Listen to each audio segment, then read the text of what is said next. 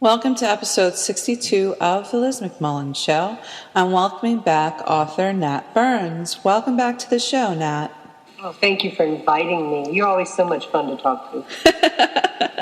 Why, thank you. You're delightful. Thank you. So you had a wonderful surprise at GCLS this year. Oh, did I ever? A totally unexpected surprise.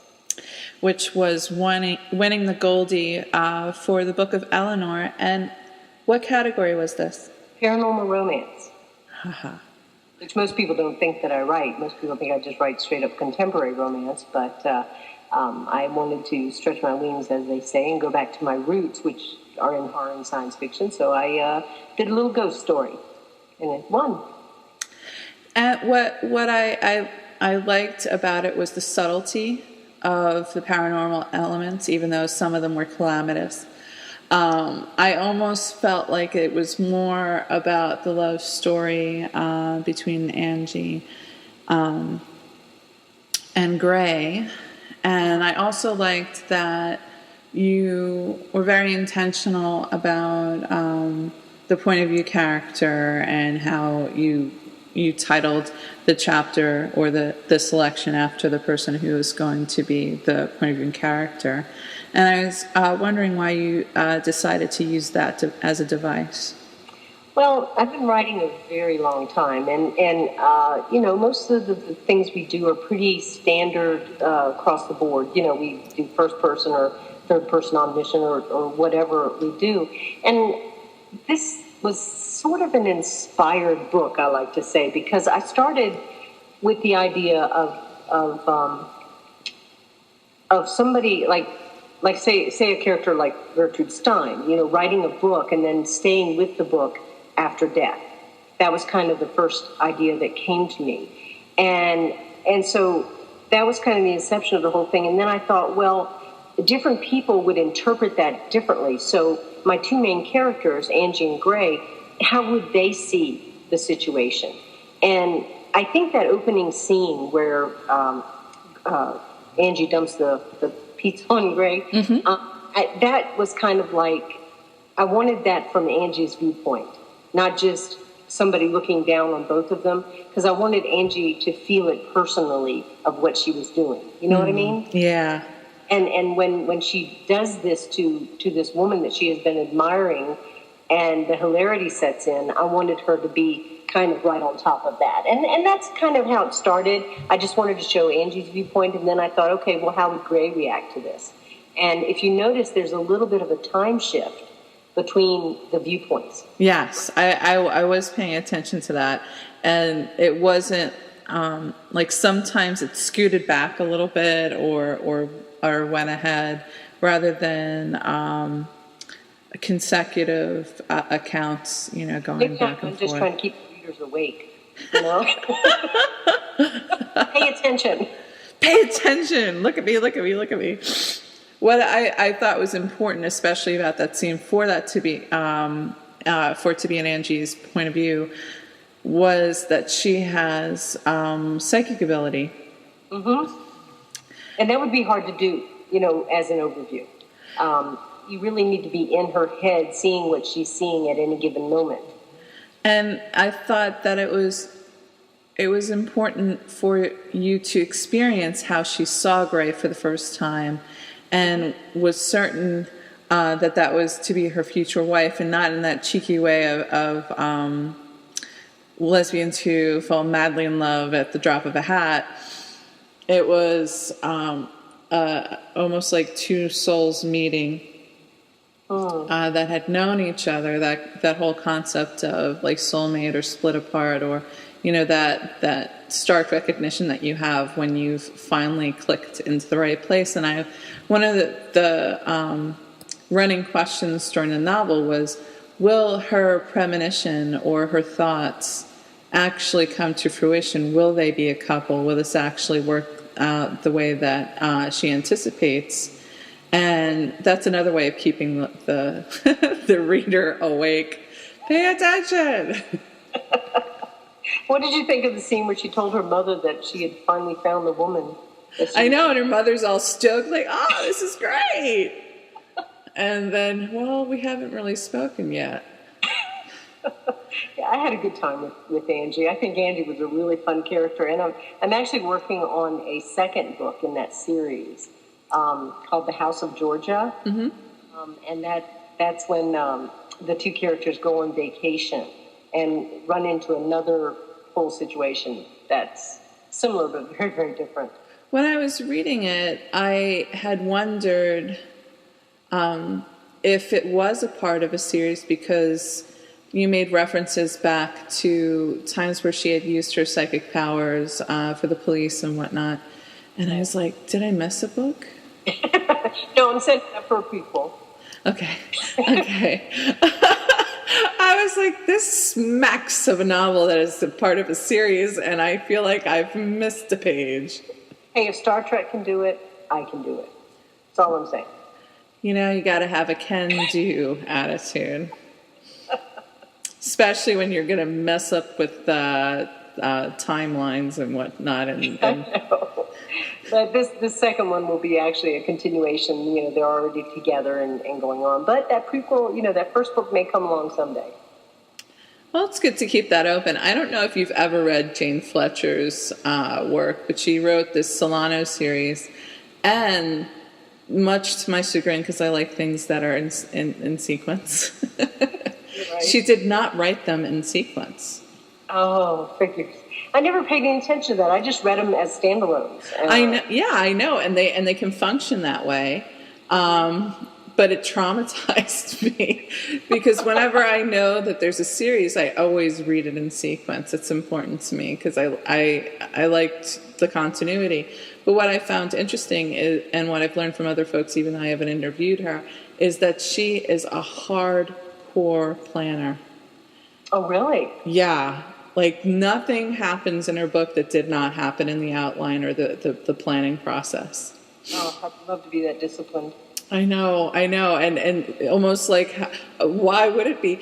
And they do function as standalones. And I remember going to, I remember going to her website to try and figure out what sequence to read them in, and then it said, well, you can read them in the sequence with which they were written, or you can, do it chronologically. And I did both, and I was able to push past it, even though it traumatized me greatly. You can thank Jane for, broadening your horizons. Yes, she pushed me out of my comfort zone, and the only reason for me going that far afield was because it was very high quality. So I was willing to suffer. We were joking off camera. I'm not a generally organized person. I can be sloppy about some things, but other things, I have a little OCD character about it, and a lot of it's visual. And my partner set up this room, our bedroom, separate from me 2 years ago when she just was redoing it for us moving down here full time. And apparently IKEA, for some reason, gave out the shelves that go inside, like the cloth ones, in sets of 3. Oh. So what she did was she put the 3 up and was waiting to see how long it was going to take me to have to take one out. That's hilarious. Because it wasn't symmetrical. Like she's the type of person who likes to tease people, and I hate that. So she finds passive-aggressive ways to tease me, and that was one of them.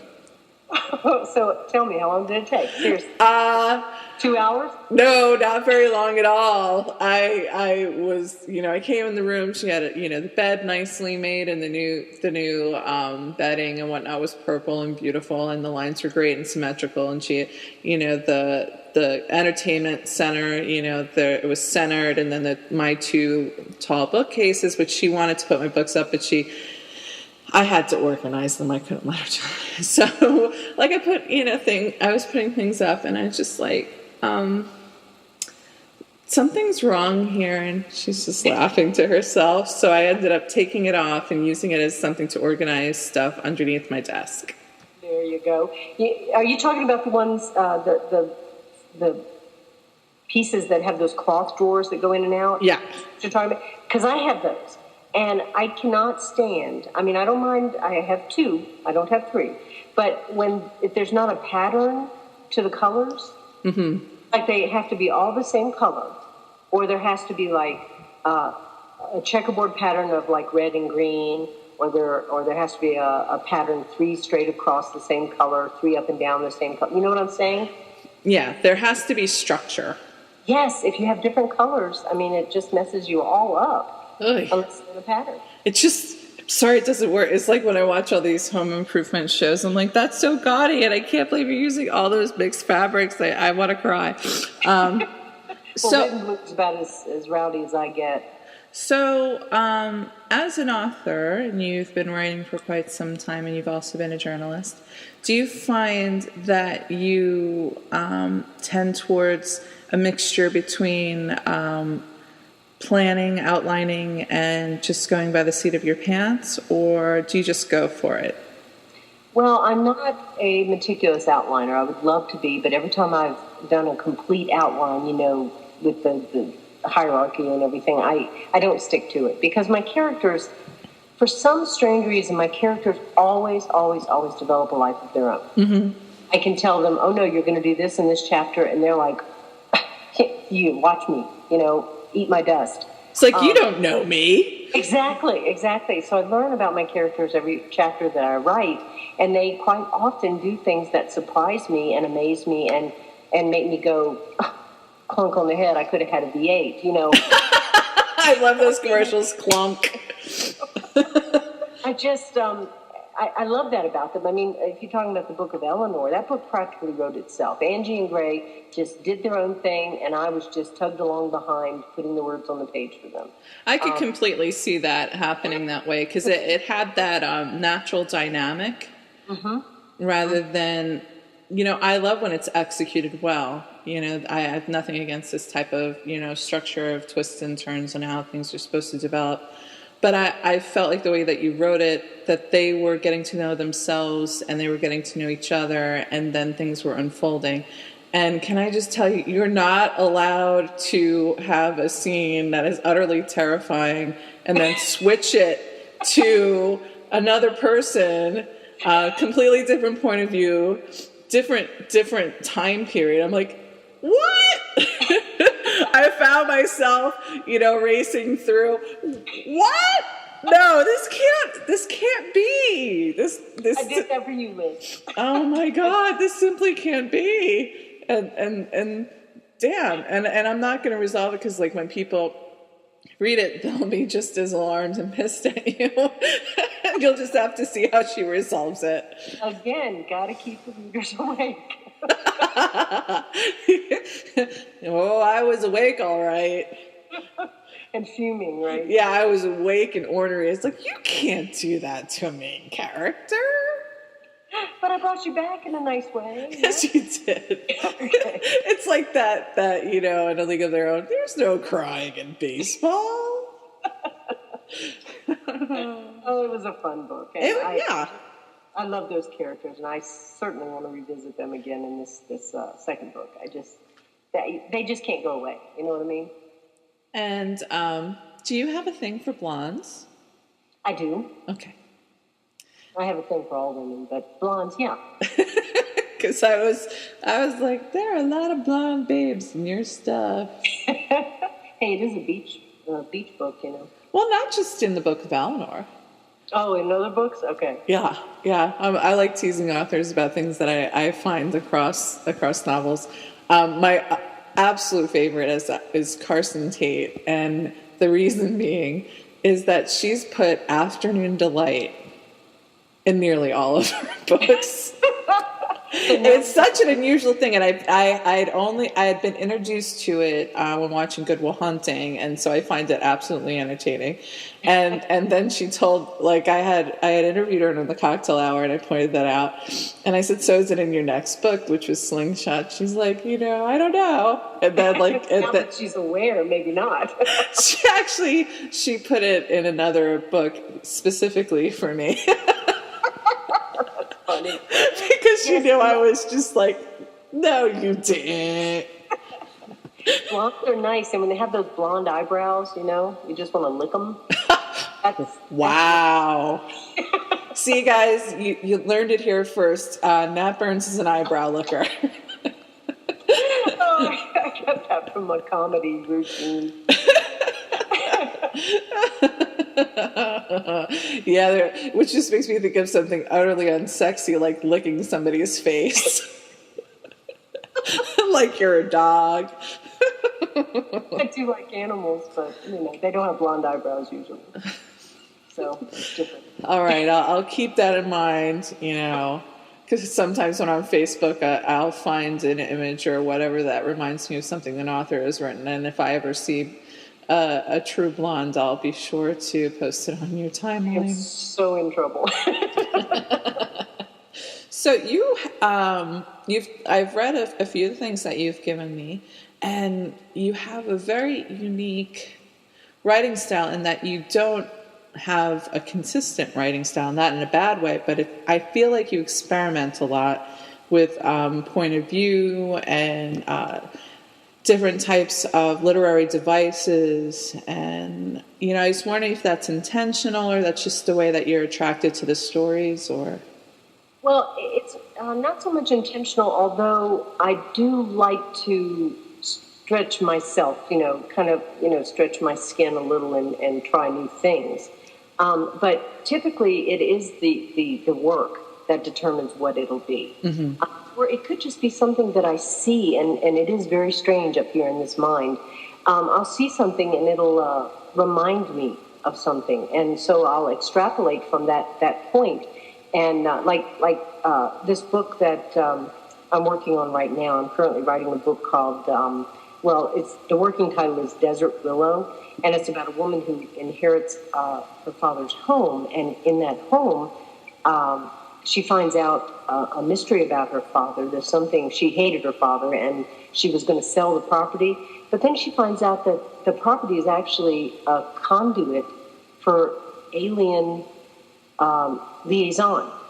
It's that property is where the aliens come to meet with the people of Earth and take care of Earth's problems and all this stuff. And that was what her father was so wrapped up in. And she was angry at him because he was never there for her. And that's why, because he was busy saving the world. Dun, dun, dun. And that was inspired just by staying at my daughter's house. My daughter took over. I had this... My daughter is an alien. Although I have my doubts. Anyway, she took. I had this 1835 farmhouse that I lived in for 25 years, and my daughter decided to stay there and took it over after I left. We called it the farm. Anyway, she put me in one of the upstairs bedrooms, and while I'm in that bedroom sleeping, of course, I wake up during the night and I hear a noise in the closet, and that was the inception of this entire book. Believe it or not, just that one little moment of time. And I laid there in the bed, and I had heard this noise, and I said, "Oh, suppose that was an alien." Mm. That's the kind of stuff like little kids. Mommy, there's something under my bed. Yeah, but I wasn't terrified. I was going to go look. And see. You're like, this is fascinating. But that's the kind of thing I do. I mean, and thank you, Gertrude Stein. The story that I wrote that you said was very experimental. I mean, that was kind of the same thing. I thought about not being able to talk, and I wasn't able to talk for quite a few years, and I thought about how important words are and how they could convey so very much, and how one word, if a person was really listening, could totally tell them a whole story. That is a perfect segue for reading this story. Oh, would you like me to read it? Yeah. I'll be happy to. This is called Thanking Gertrude Stein, and it is available on the Bella website. It's one of their standalone singles or whatever they are, the short stories. Mm-hmm. And I'll start it right now. Mm-hmm. Thanking Gertrude Stein. Envelope, she said to me when I came home Monday. Monday had been a difficult day at work. Mondays are often difficult. My job deals with problems, and I stay busy.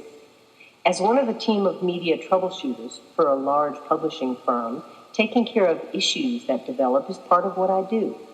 Image is everything. And when it comes to public relations for the company, I'm one of the ones responsible for maintaining a sterling image. Because it had been such a rough day, my mind was still chewing leather when I arrived home. The apartment was exactly as I had left it that morning, filled with books and magazines and stacks of unopened mail. Dust had taken permanent residence. I tried to be irritated. She smiled at me, however, and my thoughts slowly stopped chewing. I felt a swallowing occur on the psychic level. She moved across the living room carpet toward me, accompanied by the subtle hum of her computer. The soothing noise is a constant in our life, part of the foundation of our relationship. I could no more picture Macy without her computer than I could picture Macy without her hands. The machine was a part of her, not in a computer geek sort of way. I don't think she knows an XML from a PDF, but the computer is her lifeline, a pathway to her inner muse. Macy is a writer, author of more than 20 books, 2 of them bestsellers. You'd never guess this about her because she never really talks. Most of her words go into her books. The ones left for real life are rare and significant, vital snippets of communication. She avoids people because they talk too much. Not everyone understands her. I understand her.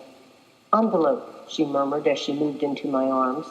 My briefcase fell to the floor, the Ugly Time magazine review forgotten in the fragrant fog of Macy.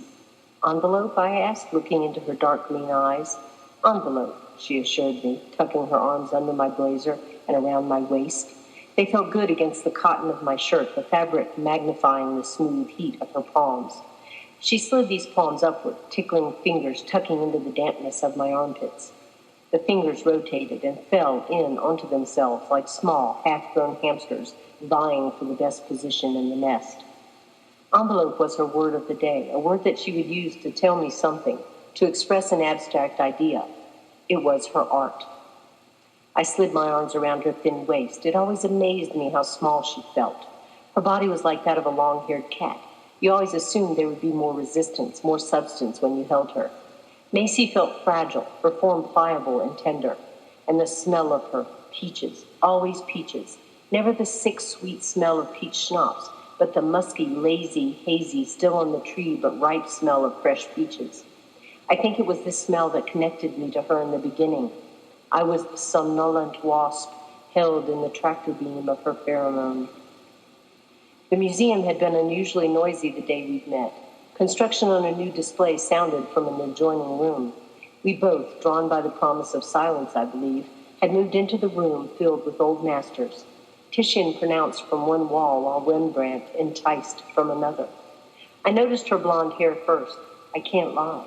I have a real thing about blondes. And the blonder the better. I even like it when the eyebrows and lashes are so pale that they are barely visible. This describes Macy perfectly. At a heart-shaped face, wide cougar eyes, and an expressive mouth framing small baby teeth, and this is what I saw that day. I was enchanted by the fairy tale of who she appeared to be. I felt I had to get closer, had to know this person. And then the scent washed over me, and I knew without a moment's hesitation that I was a goner, head over heels in love, and she had not even said a word. Then she spoke. Her first word was, Macy. Her eyes caught mine, and I was intrigued by her enjoyment and by her interest in me. I realized that she had spoken her name, and I told her I was Carla, and babbled that I was a media coordinator, as if she cared. I knew somehow deep inside that she didn't care, that my own dependence on job titles and important tasks had no slot in her world. I found myself wondering about that world and about how I could fit there. She had taken my hand in hers, then laid it high across the warm slope of her breast as Rembrandt looked on with an amused air. Noisy, she confided in a whisper, rolling her eyes. Yes, I replied, wondering what to say next. As it turned out, no further words were necessary. Hand in hand, we walked among the paintings, a beautiful woman crafted by Bellini, the violence of Elsimer, the sneaky eyes of a David work, dozens more. At each one she paused and sighed, as if this subtle beauty was, at last, what she'd been searching for. I stayed with her for hours, always touching her in some way, our bodies dancing on an occult level. How odd we must have appeared to onlookers, my tall, wiry form connected to her tiny, elfin blondness. Now, in the quiet home we shared for more than a year, I looked into her eyes and still felt the same connection, as well as the same passion she had awakened in me so long ago. The words she had spoken lingered. I could taste the sound of it. Shall I fold you, I asked, kissing the dip of her neck. Shall I lick you? I felt a prolonged shudder move through her and knew she had embarked on that slow journey to arousal. I pulled one hand free to work at the buttons of her shirt. Her small breasts peeked out like cautious ferrets, and I moved my palm across one, pausing to hold it gently. Waves and sensation washed across me as I thought of envelopes, of putting my hand in the sleek wetness between her legs. I felt my own legs start to melt, beginning at the apex, the envelope. The whispers started then, and the sound of words rang through me, heating my passion and my need. Envelope, she said. Fill, she said. Wrap, she said. Fold, she said, her hands rubbing across the skin of my lower back. She was savoring the whispers, morsels of writing nourishment that would sustain her for days. Smooth, she added as an afterthought. I pulled back and began slowly folding the edge of her unbuttoned Oxford shirt. I started at the bottom and folded it up until she shed it like a chrysalis that had held her for too long. I looked at her bare torso, the poetry of it creating other words inside me. All I could say aloud was, Macy. She came to me smiling and led me to the bedroom.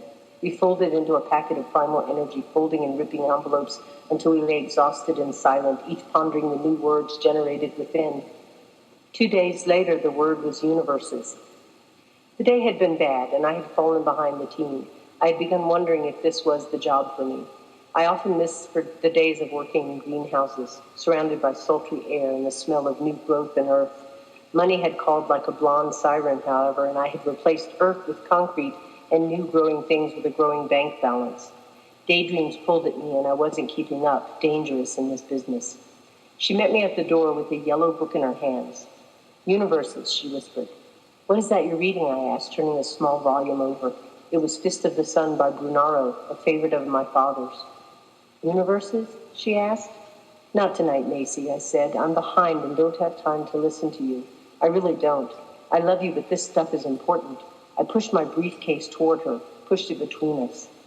She watched me, eyes darkening. Universes, she insisted. Irritation stirred in me. Every day was the same. Words, words. Each day I had to discern the meaning, the subjective meaning, what it meant to her. It was a sharing I was not in the mood for. I had my own words to deal with tonight. I would hear the words tomorrow. I sighed and unbuttoned the top button of my shirt. Look, I'm going to change. We can talk later when I'm finished. You go write something. Work while I'm home for a change, so I can work too. She stepped back, and I passed by her to the bedroom. As I undressed, I could hear the click of her fingertips on the computer keyboard, and I let out the breath I hadn't realized I'd been holding. The next afternoon, I came home to an empty apartment. There was no one at the door, and the air was eerily still. I realized within seconds that the computer, with its endless hum, had gone. So had Macy. There was a single word written on the ornate living room mirror. Universes, it said. I found her at her sister's house. Rowena was larger than Macy, with coarser features and bright burgundy hair. She had a loud house full of rowdy children. I knew Macy was like a fish out of water there. Our life was very quiet, the single words very important, not mixed helter-skelter with useless verbiage. She would fade there, waste away under the onslaught of sound. I swelled with guilt, knowing my harshness had brought her here. Carla. Rowena greeted me with a nod. She held a squirming toddler in her arms, and I was amazed the child didn't fall. She held him expertly as she studied my face. Where is she, Ro? In the back. I don't know if you can do anything. Her word was done. That sounds pretty final. No, that can't be. I spread my hands in helplessness. We'll never be done. She belongs with me. What did you do to her? She allowed the toddler to squirm to the floor, and he ran to the kitchen. I hung my head shamed. I didn't listen. I didn't listen. To the words? Her mouth hung open in awe. Everyone listened to Macy. It was important. I nodded, afraid I would cry if I spoke. I thought of what I'd said. Go write something. I had forgotten for a moment that the time she spent with me was her writing. It was how she created life from the void. The time she spent away from me during the day was for the mechanics, the typing to paper. When she was with me or with others close to her, she was creating. Rowena stood watching me, her arms folded into an envelope across her chest. She's not like us, Carla. You know she's a writer. She sees the world from a different place, a place of words and transient meanings. You know this, knew this in the beginning. Yes, I did. I do. Rowena moved aside with a sigh and a shake of her head. Go try. Good luck. I knew the way to the guest room because Macy and I had stayed there during the Christmas holidays. The familiar, comforting hum of her computer wafted from under the closed door. I put my hand on the knob and took a deep breath. After knocking gently, I stepped inside. Though surrounded by her reference books, her dictionaries, and her manuscripts, she was not home and appeared out of place, like a small child perched at a grown-up dining table. Macy stood, and her eyes stared at me from dark sockets lined with teeth. I realized the extent of the damage I'd caused when I saw her. Tears welled in my eyes, and my heart actually hurt in my chest. "Macy," I said, and reached for her. She moved back, away from my arms. "Farewell," she said. "Irreparable," she added. "Macy, no, you can't do this. I'm sorry, I really am. I forgot what it's all about. I forgot about the words. I forgot what they mean, how important they are." She watched me steadily and stepped toward me. There was no welcome in her face, however, and daunted, I moved backward. Soon I was past the doorframe, and she gently, so gently, shut the door. My life ended. I left Rowena's house in a stupor. I wandered the streets until fear and darkness chased me inside. The apartment was a prison cell, a place of punishment now that Macy was gone. Sleep became an icon of faith, a thing I merely believed was possible. The next day I stumbled to the office and quit my job. It felt like the right thing to do, and I had an irrational dream that would make everything else fall into place. Days folded one into the other after that. I knew I needed to work, although the prospect left me cold. I walked into greenhouses seeking peace and eventually encountered a friend who commiserated and found work for me. I worked, yet found no sustenance. I ignored the knock at first, believing it was an illusion designed by a feverish brain, and continued chewing my one remaining fingernail. Nestled into the sofa, I had surrounded myself with photos of Macy. They talked to me. The knock sounded again, hesitant and slow, and I knew suddenly who waited on the other side. "Empty," she said, putting my hand to her chest. A warm tear fell onto the back of my hand. I pulled her into the room and close to me, my own tears welling anew. "Envelope," I said, my voice harsh with longing. "Filled," she said, a smile trembling at the corner of her mouth. "Sealed," I added, staring into her eyes. I love it. You like that one? I love it, and it's unfair. Why?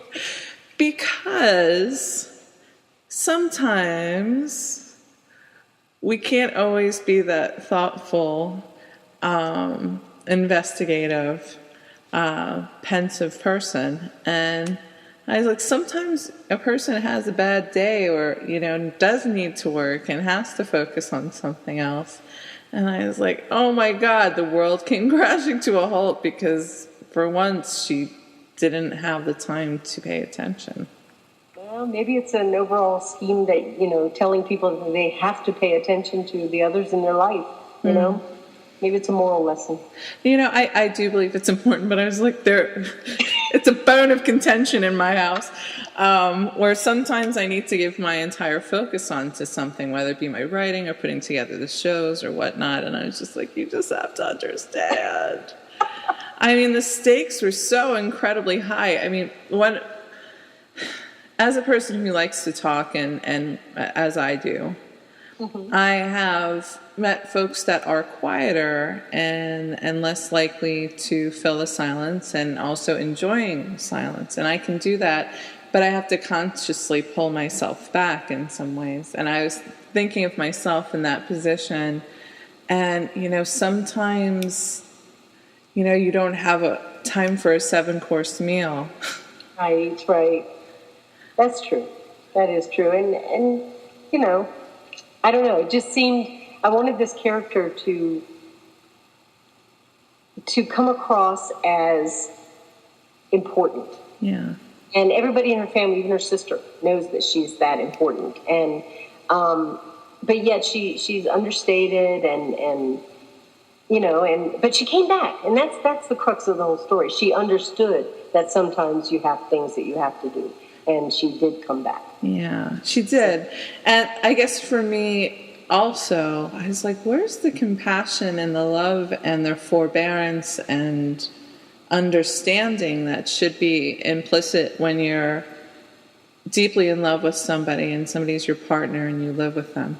Mm-hmm. So I was just like, oh my God.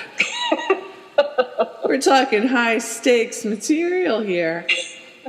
Also, I never thought of Rembrandt being amused. So, if you look at that one self-portrait he did, his eyes are very amused. Have some time and look at it, and you can see a little bit of, an arrogant kind of Amusement. Going on with his face. So check that out. See if you don't see it. I am going to have to see it. But in my head, because my father, from the time that I was very young, took me to the museum, the Met in New York City. And I've also traveled a lot and been to tons and tons of museums. And I was just like, I never thought of his amusement.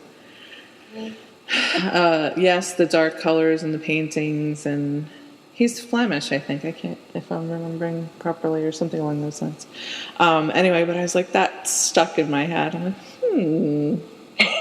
So now you're going to go look at every self-portrait he did, right? Yes. And also, when I was listening, which didn't happen to me initially when I read it, but it brought me back to the poems that you had put in the Book of Eleanor. Oh. And I found them so confounding. I really wanted to understand them, and I'm sure if my brain is no longer, how in Gertrude Stein she had to listen to understand the word and the subjective meaning to her. And I think when you're in college and you're reading a lot of things, whether it be like philosophy, poetry, art, you become fluent in them as languages. Mm-hmm. And I was looking at the poetry and I was like, for shit, I can't pull back enough to kind of dissect and understand it. I was like, I probably could have done this about 15 years ago. And I'm like, I don't understand. Well, don't read gospel then. The erotica poetry book. Oh my gosh. You're making them work hard for this smutch. I don't mean to. It's just what comes out of this messed up brain I have. It's perfectly fine. There are erudite women out there, who are more than toe curling happy to, be able to piece those things apart. But anyway, yeah. Which brings me to another question. You do have erotic scenes in the books that you write, and you also write erotic short stories. Uh-huh. Why do you write erotica, and why do you include it in your books? Erotica, or the sexual intimacy, is a connection. Mm-hmm. And I believe very strongly that you can have these connections with people, and it makes you so much better than you are alone.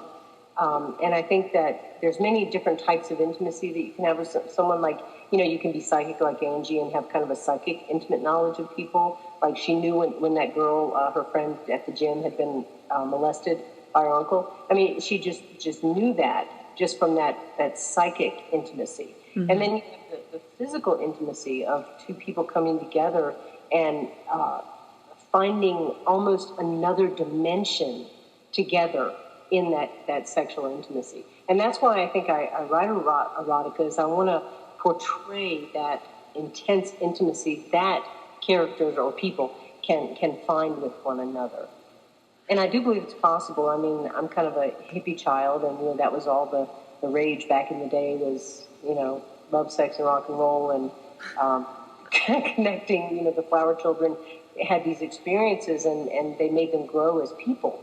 So I guess that's kind of what the mindset that I bring to writing erotica in my novels. Well, I was raised by hippies. Mm-hmm. And it shaped the way that I saw sexuality as I was growing up and into my adolescence and my teens and my 20s.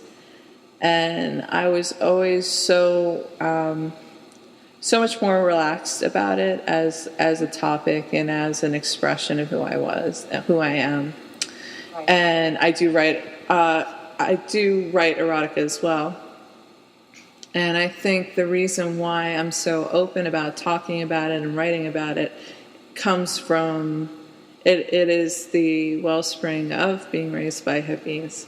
Yes. I think that's true, and I think that you and I both have a more relaxed air about it.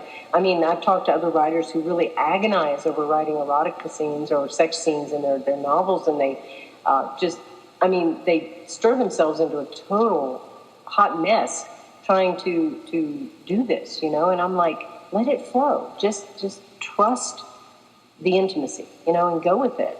And they have no clue what I'm talking about. Or just don't include it. Yeah, that's probably better if you're that uncomfortable with it. Yeah, because that, you know, there are times when it's painfully obvious that it's not working and it's not something that they're very comfortable with. And there's this one particular author. I love historical fiction. I love history in general, art history and whatnot.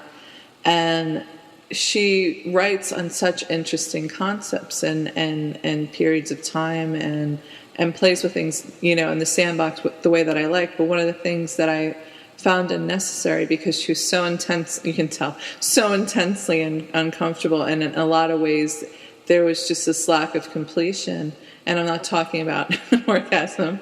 I'm talking about how sometimes, yeah, you put a little bit of romance in whatever book it could be, like a thriller, it could be a detective novel, it could be paranormal or fantasy or science fiction, and there'll be like a light subplot of romance or intrigue.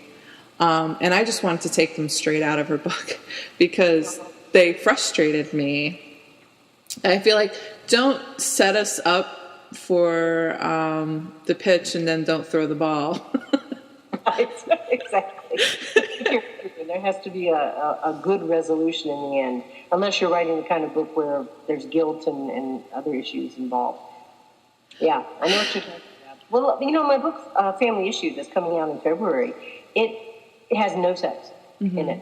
There's a little bit of intimacy, but there's no actual completion. There's the hint of it and the promise of it, but this book just did not go there. You know, and I think it's important to understand that everything needs to fit a story. It needs to fit the particular, it has to fit the characters. You have to be true to them and who they are. And there's one of my favorite stories that was written by a friend of mine, Alex Trist, was playing off of The Hours, where Nicole Kidman was, why am I blanking? Thinking of like the literary fiction person, and I can't, Virginia Woolf. Yeah. There we go. I got it. And so the character in her story never found herself attractive, but this very attractive person was interested, and she always thought it was a joke, or, you know, it couldn't be real, or, you know, she was kind of pushing aside the advance to this particular person. But over time, the interactions that they had helped her grow and see herself differently, even though they never really dated.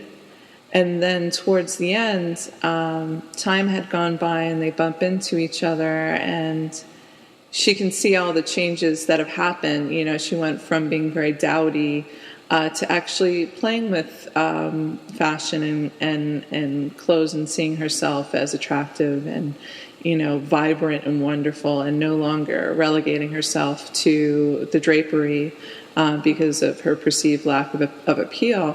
And then eventually, at the end of the story, they're together in the apartment, and I'm not even sure there was a kiss, but there was a bond that was forged and a promise, and the promise could not be fulfilled in the context of a short story. And I thought that it was more powerful to see them connecting on an even playing field and deciding to give it a chance, and then it faded to black. Oh, nice.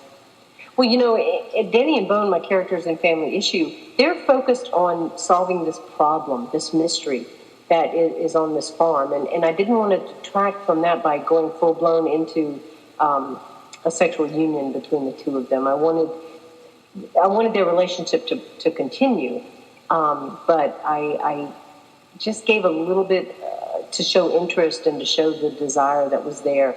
But I didn't want to focus on that. I wanted to keep it on the solving the mystery. So that's why I did it in this book. Yeah, and it's inherently human and truer to life than to fiction. If you're reading a romantic, a love novel, whatnot, there's always a resolution, even if there is no sexual full intimacy. There always is that expectation. But readers like that, don't you? Of course. Yeah, I mean, that's part of the whole romance genre, is that anticipation. But what I also appreciate in the pantheon, I always like variety and departures from the norm. And I do like, at times, novels that read more like real life, where there can be interest and there can be chemistry, and life that doesn't necessarily make room for anything other than interest to happen. And I think it's important to tell those stories. I also, with Lizzie's bedtime stories, I had an author say, I'm interested in reading this story, but it doesn't have an happy ending.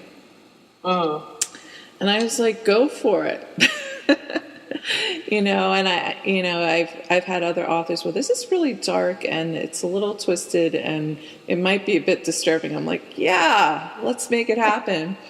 Well, there are readers who read different things. There are diehard romance readers that if you don't have a happy ending, it's just not a romance, mm-hmm. And they expect that formula, if you will, that the characters doing these, step-by-step things throughout the novel and then having a happy ending.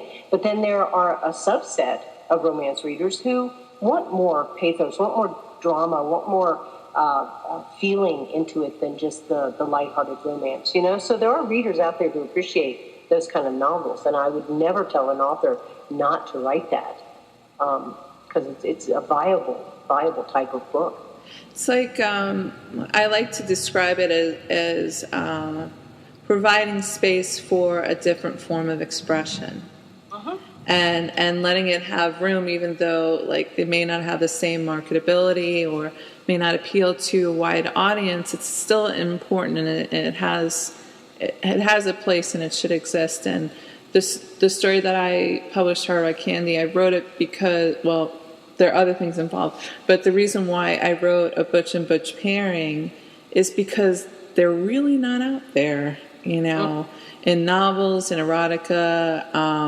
It's just so rare. And I think it's important not just to try something different or from the norm, but it also, our positions as authors is we give people a reflection of themselves or how they like to see themselves. And by putting out a story that is not often shown, makes those people visible, masculine women who like to be with other masculine women. It's an important part of feeling that they are a part of the community rather than an anomaly. Right. Exactly. And that's the beauty of creativity. Creativity has so many facets. And you don't stifle that, because to stifle it would be a crime. It really would. And there's always, there's certain types of art that it doesn't do anything for me. But I think that I admire the creative expression that went into that piece of art, whether it's a book or a painting or a photograph or whatever, Mm-hmm. That's the beauty of what we do as creative artists, is we can take what's in us and manifest it outward for others to see, whether for good or for bad, And if we want to make a commercial career out of it, we know to stay within the guidelines of that particular genre. Mm-hmm. I write romances, but I also write sci-fi and horror and erotica, and I find homes for all of these things. Mm-hmm. But to be a commercial success, I try to stick within the confines of each one of those genres to appeal to the readers who expect a certain formula or a certain way of writing. Yeah, it's the promise that is made for each genre in each book. Uh-huh. If you're reading a traditional romance, the promise is falling in love and finding a life together, or the potential of a future. If you're reading a detective novel, if it's like FBI or military or whatever, you have certain expectations in what you'd like to see. Like if you're watching something on espionage, it has to have certain elements to it in order for it to be satisfying for the person who's interested in that particular genre. Indeed. And the beauty of the internet is that everything is available now. At one point in time, if you didn't live within a certain distance from a person or a community that was different in what you believed in or you had to experience, that was all you had. But the internet, everything goes, so if you have a niche interest, it's out there. You just have to go and find it, and I think that the need for people to fill these niche interests is keen. I mean, it's there, certainly.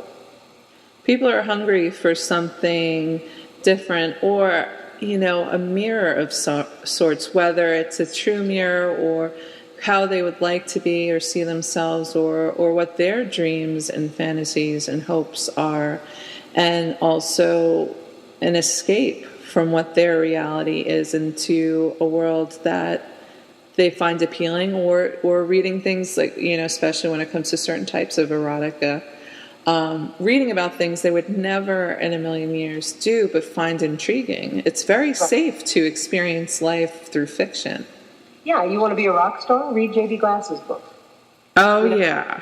Yeah, I mean, if you want to know what it's like to be a DJ or to live the rock star life, there you go. It's out there. If you want to know what it's like to be a monk in a Tibetan monastery, read, Andrew Greeley. He writes about the church, monks in the church. So you could read that. It's a lot out there for anybody who has an interest. What do you look for in a book? What do you like to read? Well, I like sexy relationships between people. I like teasing relationships. There's a book out, too, called Alma Rose by Edith Forbes. And I tell everybody that's my favorite book because there's something about this isolated character who lives in the West, who works in her father's grocery store, and a truck driver comes into town and just knocks her for a loop. So much so that she actually takes on the onerous task of carving an image into the mountainside so that this truck driver will see this image every time she drives by.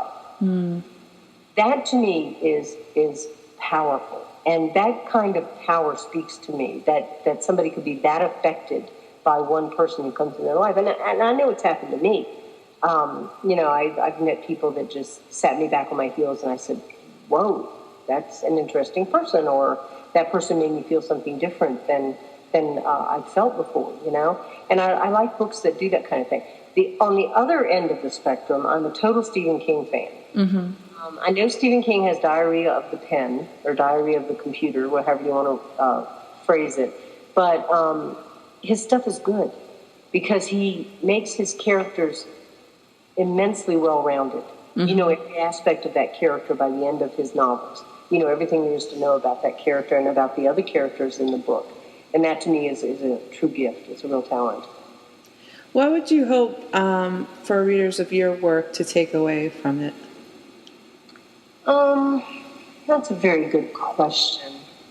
Let me tell you this. I wrote a book called House of Cards. And it's a difficult book because it deals with a lot of issues, sexual molestation, father incest, to a daughter, and how the daughter, her love in another person enables her to overcome that trauma in her life and to find her own self-worth as a person and to stand on her own 2 feet and get past all the bad things that had happened to her. Her mother died when she was young, and she was raised by her father and brothers, and they treated her like, well, you know how young girls are treated. Anyway, this book was tough. It was a tough book for people to read.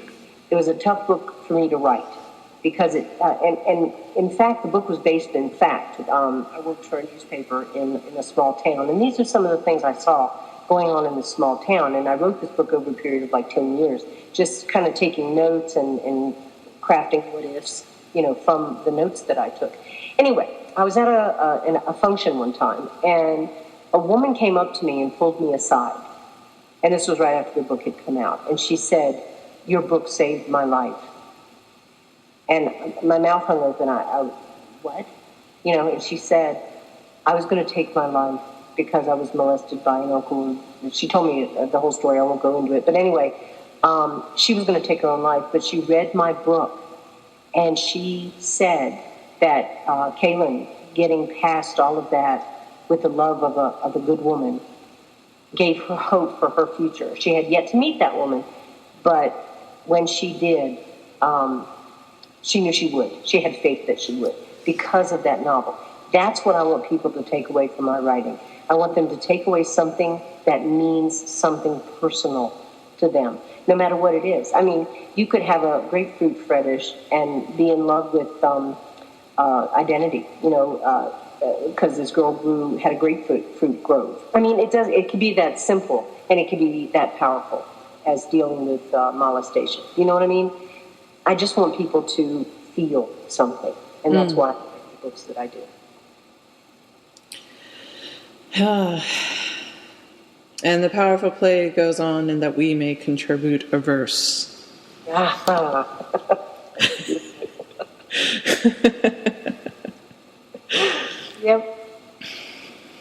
I like it.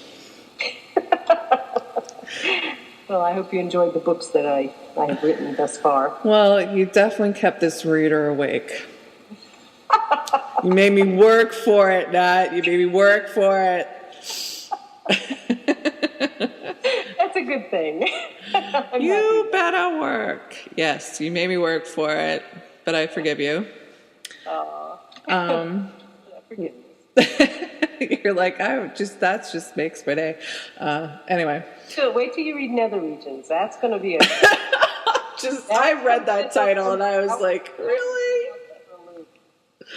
Nether Regions. Yeah, think about the Alabama Bayou and a swamp witch, healer woman, and a young girl who has been, she's been hurt, and she goes to the healer woman to be healed. And boy, does she get healed. Mm-hmm. So that's coming out from Bella in November. You teaser. So Family Issue is coming out next month. Uh-huh. Yes, it is. And so you have been most generous in offering a signed copy of it. Would love to do that. And so, listeners, all you need to do is comment on this episode for a chance to win. I choose the winners by a randomizer. I give people numbers, from 1 to 10 or however many people are contributing, and then I let the number pop up magically, and that's how you win your signed copy. So I want to thank you for this wonderful intellectual romp. Oh, it has been fabulous. I've had the best time. I really have. It's been great. Aww.